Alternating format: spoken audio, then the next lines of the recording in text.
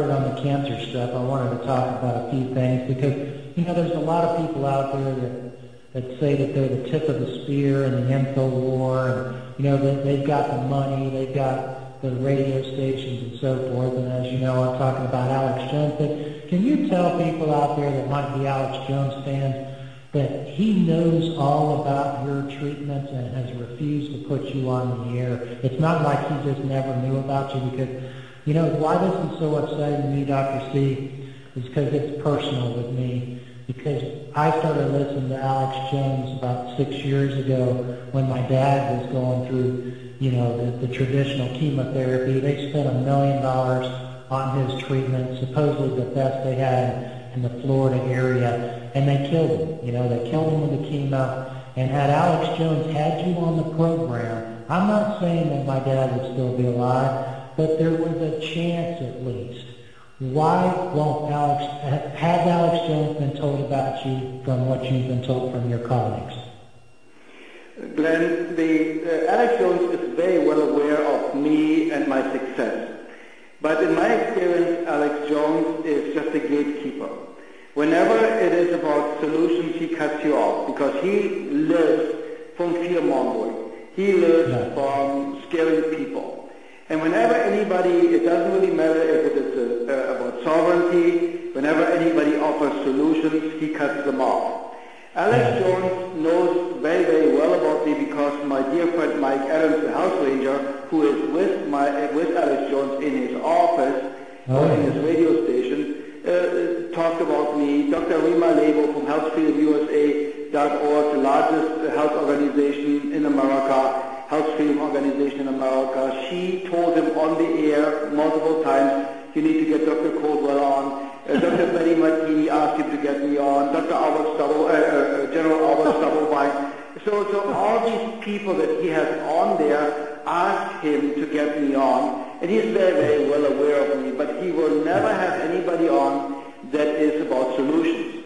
He talks about cancer and the horrors of cancer all the time and tries to sell some supplements where he makes money on, but he is not willing to even go to what I'm standing for, uncovering the root cause and eliminating the root cause, because whether he is scared or paid off, whenever it's about cancer cures, he always cuts everybody instantly off, and he never goes there. And, the only way he's talking about anything he can do about cancer is just really the supplements that he is selling and he's making money on. There's nothing they can do about the facts. There's nothing that they can do about that I have proven again and again and scientifically documented. I cured my mom from hepatitis C, liver cirrhosis, and liver cancer in a terminal state, and she had the prognosis of 6 months to live 42 years ago. And my mom is now turning 77 years old in November, and her liver is 100%. The only problem she has is a back problem caused by the beating of my physical father. But after I started to prove that every cancer is curable in my personal experience in between 2 to 16 weeks, after I could document it, after I had an investigative reporter, Ulrich Graeber, one of the most powerful investigative reporters out there, he tried to discredit me, and I asked him to discredit me. I said, you have free reign, you can be in my office, you can be in my hospitals, you can talk to my employees, you can talk to all my patients and former patients, here's all the documentation, I don't want to be around when you talk to them, here are the phone numbers, and I said, discredit me, prove me wrong. And he came out even writing in my book, The Unlimited Healing Power of the Subconscious Mind. He even wrote later an entire chapter in it about the patients he talked to and interviewed, and went through all the documentation. He took medical doctors that helped him out to try to find anything wrong or false, and they couldn't. And since then, as you know, I've been shot at, my car has been bombed. We live in with constant, really constant death threats. And they try to get to my family members, they try to get to my employees. It is, when my book, The Only Answer to Cancer, came out, it is about 12 25 months, 26 months ago. It has been sold over 2 million times right now, and I'm not in any bestseller list. Do you know that you are normally in a New York Times bestseller list if you sell 25,000 books? I have sold over 57 million books in my lifetime. I'm not in one single official bestseller list. Good. So That's amazing. Dr. Coldwell, I've seen a couple of your videos in the past, and one of them I thought was interesting that you said every cancer can be cured in 2 to 6 weeks. Can you talk a little bit more about that, and what are some of the ways that that's possible?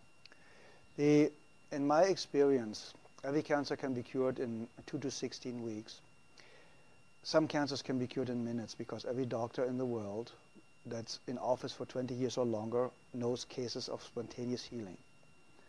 There's even a book out called Spontaneous Healing by a guy I really don't like, and just stating that there are cases of spontaneous healing. That means if it's possible, we just have to find a way to access this. That's number one. So we all know about these. It also happened very often when people go to Lourdes or to these religious places, and it's not really the place that cures them, it's the expectation and the way to that place that cures them. The second, you get rid of acidosis and toxemia. The second, the body gets alkaline and oxygen rich, with juicing a lot of greens like chlorophylls. Everything that's green has a lot of chlorophyll, gives the body a lot of oxygen. Getting your body alkaline with good calcium, with good nutrition, with good trace supplements, trace minerals, will help to alkalize the body. So that means the second you are alkaline, the cancer already stops. It can take a couple of days, a couple of weeks, but it stops. You get the body to a healing pH level, which the pH scale goes from 0 to 14, so 7 is neutral, and you need to be slightly alkaline. 7.36 is ideal. But in the healing phase, you should go up to 7.5.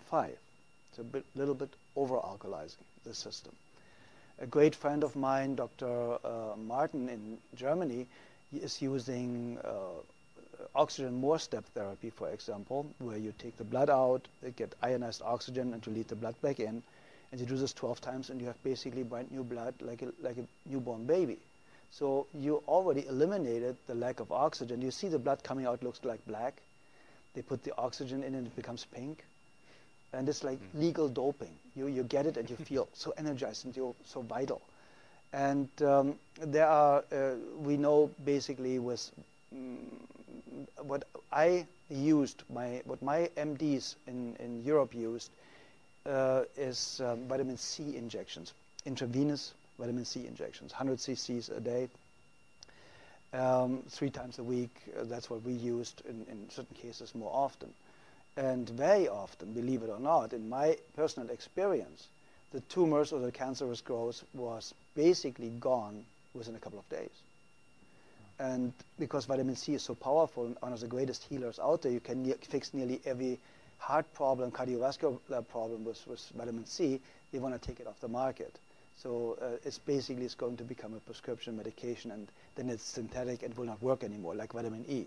Vitamin E basically helps you to cure very easy and fast blood pressure problems in any way, shape, or form. That's why they made a study with artificially created vitamin E, chemical created vitamin E. Said, see, it doesn't work. No, of course not. Chemicals don't work. Nature works. If nature creates a problem, nature creates a solution. Very simple and easy. If it didn't exist 100 years ago, you don't need it today. It's very, very simple. And when you want to help somebody to educate themselves, to eliminate his or her own cancer really, really fast, I would basically start instantly with a vegan diet or with a raw food diet. My friend Paul Nissan is one of the greatest raw food chefs. He has fantastic books out there about raw food, so it's accessible for a couple of bucks how to do it. He has free videos all over his website. And I would go instantly on a raw food diet. I would go make sure, if I don't have a very rare kidney disease, to drink a gallon of water a day with half a teaspoon of sea salt in it a day, because we need salt for every body function. We need electricity. And this electricity can only be produced with enough salt, basically. So if you have a lack of salt, you have a blood pressure problem. See, and we're not supposed to have salt, though, too, especially if we have high blood pressure. That's what we're told. Okay, it's the opposite. The problem is they are talking about table salt. Very often table salt is 1/3 glass, 1/3 sand, and 1/3 salt. So the glass or the sand is scratching the arteries, and they start to bleed. So now cholesterol goes there to stop it from, to make you survive, to stop it from bleeding, so that you don't bleed to death internally. So now they say the cholesterol all of a sudden is the cause of the high blood pressure because it narrows the bloodways. And that's completely absurd, because you die of not enough cholesterol. You do not die of too much. There are people with a cholesterol of 600, perfectly healthy, never been sick in their lifetime. So what do you do with a patient in a burn unit? You give them 20 to 25 hard-boiled eggs a day, because they know only cholesterol can rebuild brand new healthy cells really, really fast. Nearly 87% of a cell is built from cholesterol. So where does the new cell potential or foundation come from if you have a lack of cholesterol? Everybody should have at least 250 combined cholesterol. And then they tell you LDL and HDL are good and bad cholesterols. It's not even cholesterol. It's a protein that transports cholesterol. So they are too stupid to even narrow it down the right way. So if you look at the facts, and if you look what they know and what they don't know, you know that Dr. Gary Null stated it, and a lot of other people. The medical profession, the medical doctor statistically has the shortest lifespan of 56 years of age, the highest abuse rate of alcohol and drugs, the highest suicide rate. Only the psychiatrist is higher. And so you go to somebody that has the lowest lifespan, highest suicide rate, highest drug abuse rate, to ask them how to have a healthy, happy, long life. Yeah. I think we should rethink our way of thinking.